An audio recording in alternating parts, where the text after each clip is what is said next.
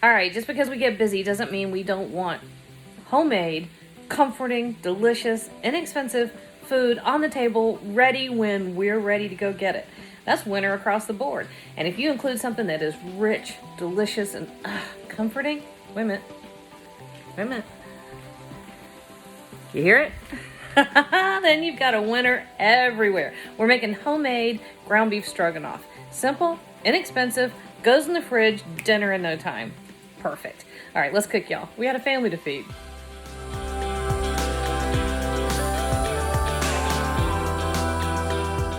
All right, we are still on a roll for prepping meals ahead of time.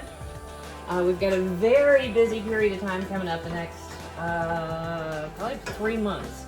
Are going to be kind of crazy. I have a very big project I've been working on for some time, probably 5 years.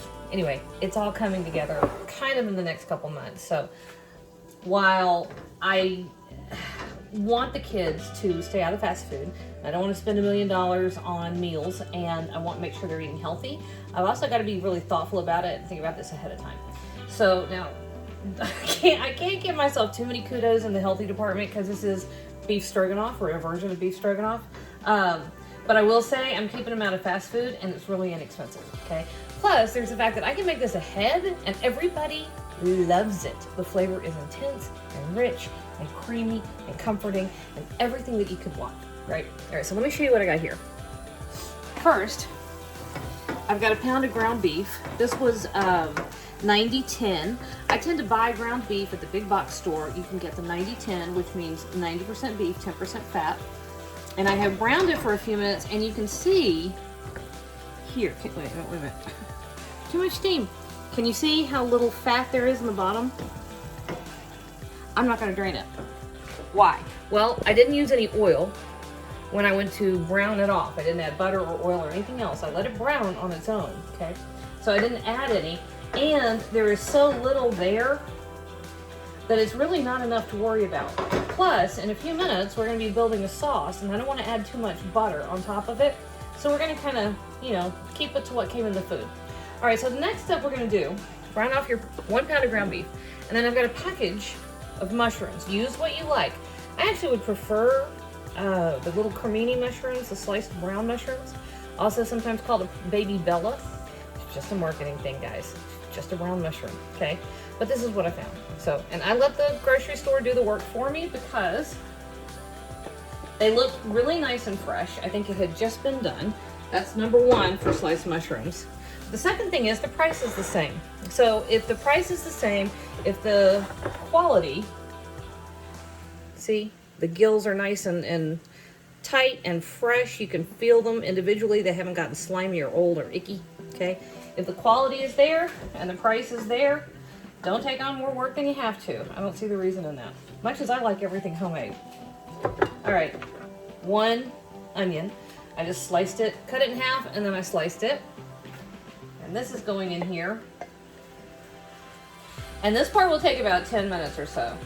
No, I didn't move the ground beef. I'm layering flavors into this dish. And remember, I said I got a lot going on, right? It means I don't want to be washing dishes. I don't want to be creating any extra work for myself. For the older kids, who are really stepping up for me right now, I really appreciate that. For the older kids, I really want to give them as little work to do as possible. All right, wait a minute. Half a bunch of thyme, and because I'm actually feeling this thyme, feel through it. Most of it is super soft and bendy, right? That means you can just mince it up like it is.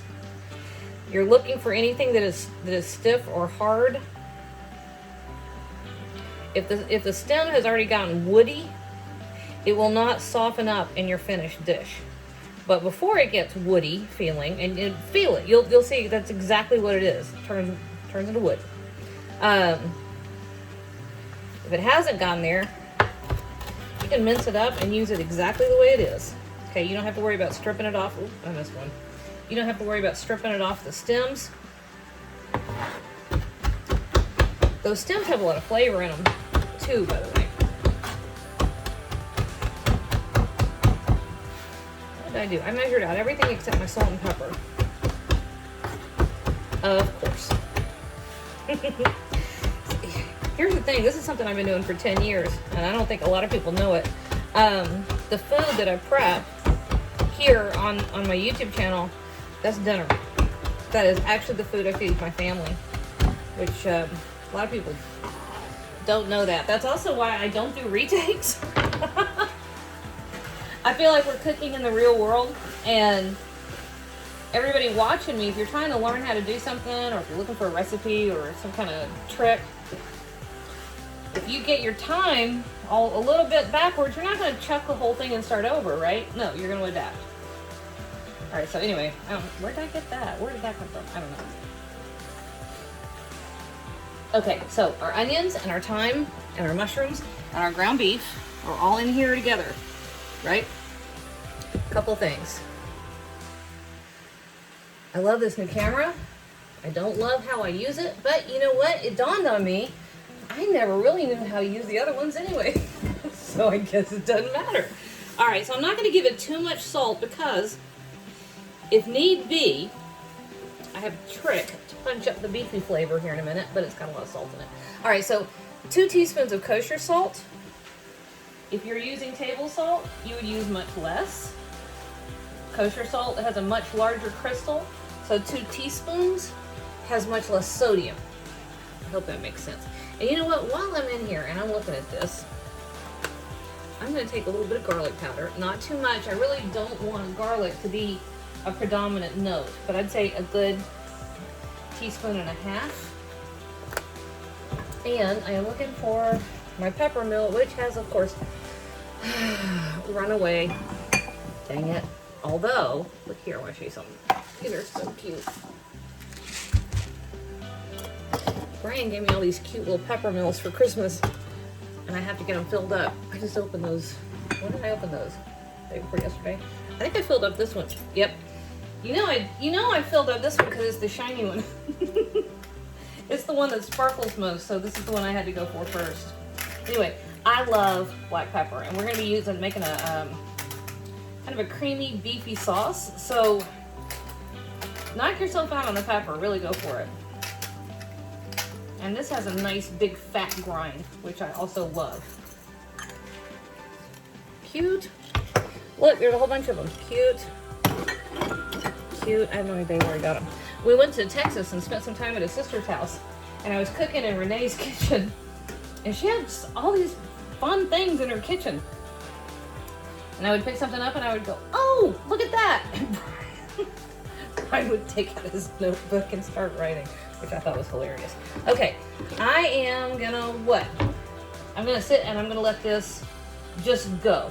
We're waiting probably, I said 10 minutes, I'm gonna say 15. We want those mushrooms to cook down. We want the onions to really get softened. Honestly, now I'm just talking. All right, we'll be back. Hey YouTube, if you found that helpful, do me a favor and hop on over to Patreon. Check out my channel over there. I am terrible with Patreon, but I'm working on it. Actually, I'm bribing Boone to work on it, and I'm doing my best to get all of my content uploaded over there where it's gonna sit there ad-free for my Patreons. How about that? No, patrons. Pates? Paters? I have no idea.